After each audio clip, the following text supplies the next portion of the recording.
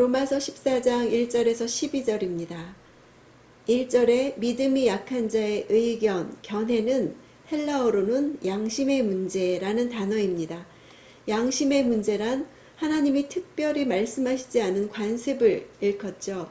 곧 그 문제에 대해서 명시적으로 금지하거나 명하지 않은 것들로서 논란의 여지가 있는 문제입니다.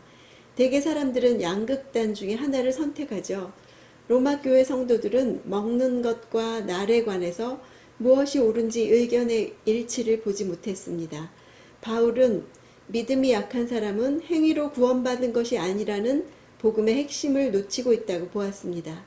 그들이 약한 것은 아직도 그들에게 남아있는 율법주의적인 열심 때문이었죠.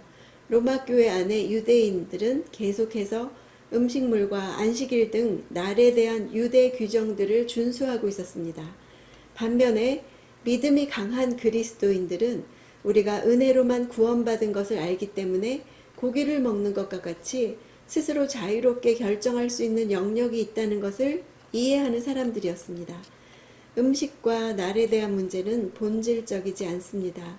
오늘날에도 이와 비슷한 분별력이 필요하죠. 본질적이고 근본적인 것은 우리가 타협하거나 놓치지 않아야 합니다. 비판이나 논쟁거리 등 성경이 분명히 규정하지 않은 문제들에 대해서 바울은 받아들여라 라는 처방을 내립니다. 그들은 무시되어서도 안 되고 비난받아서도 안 되고 교제권 안으로 받아들여져야 된다고 말합니다.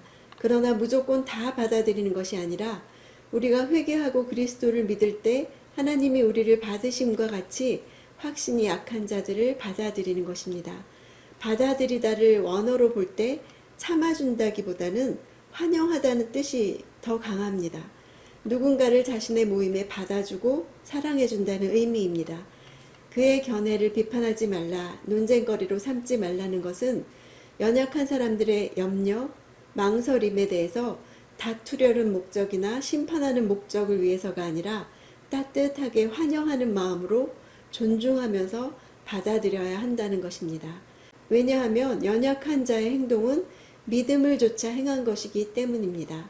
오늘날 우리에게도 성경에 분명하게 나오지 않은 양심의 문제는 많은 갈등을 일으킵니다. 바울은 비본질적인 문제로 형제를 판단하지 않을 이유로 첫째, 3절 하나님께서 그를 받으셨기 때문이라고 말합니다. 둘째는 4절에 하나님이 그의 주인이시며 셋째로 하나님이 그를 세우실 것이기 때문이다 라고 말합니다. 이렇게 성도들, 믿는 가족들 사이에 존재하는 비본질적인 차이를 다루는 생각은 하나님을 중심으로 생각해야 합니다. 우리가 하나님의 자리를 차지하고 마음대로 판단하지 않아야 합니다. 다른 점이 있더라도 서로 받아들여야 합니다. 나에게는 어떤 문제가 받아들이기 어려운가요? 내 마음에 끊임없이 판단하는 문제가 있나요? 하나님을 중심으로 생각한다면 변할 수 있을까요? 5절에 각자 자기 마음의 확신을 가지십시오. 이것이 믿음 생활에서 본질적이지 않은 사소한 문제들에 대한 원리입니다. 날에 대한 것은 각자 그 문제를 숙고해보고 각자가 자기만의 확신을 가져야 한다고 말합니다. 거룩한 날을 지키든 지키지 않든 이 모든 것이 주를 위한 선택이라는 확신이 우리에게 있어야 한다는 것입니다. 각자 그분 앞에서 마음을 확정하는 것이 최선입니다. 내가 어떤 말씀을 근거로 이런 결정을 내렸다고 함께 나눌 수 있는 공동체가 있어서 동의를 얻을 때 이 확신은 쉽게 흔들리지 않을 것입니다.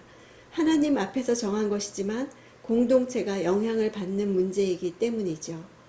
6절에 논란의 양쪽에 속한 진정한 그리스도인들은 자기가 하는 일을 통해 하나님을 영화롭게 하고 있다는 것입니다.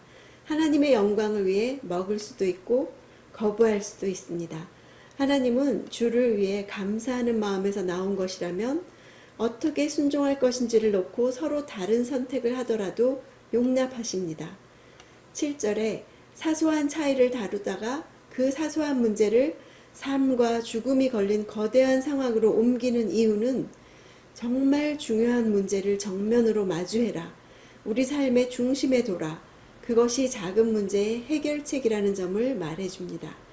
그리스도는 죽은 자와 산 자, 먹는 자와 먹지 않는 자, 나를 지키는 자와 지키지 않는 자 모두에게서 영광을 받으실 것입니다.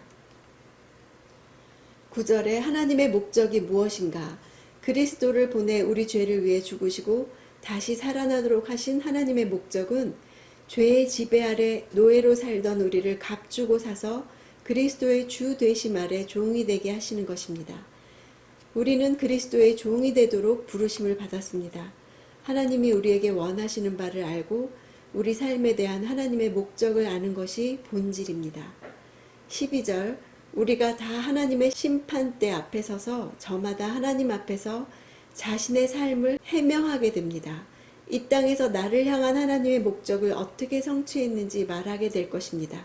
하루하루를 하나님을 중심으로 살기를 원합니다. 하나님의 시각으로 보기를 원합니다. 하나님의 목적을 이루는 하루하루가 되기를 원합니다. 오늘도 정말 본질적인 문제를 내 삶의 중심에 두는 하루가 되기를 바랍니다.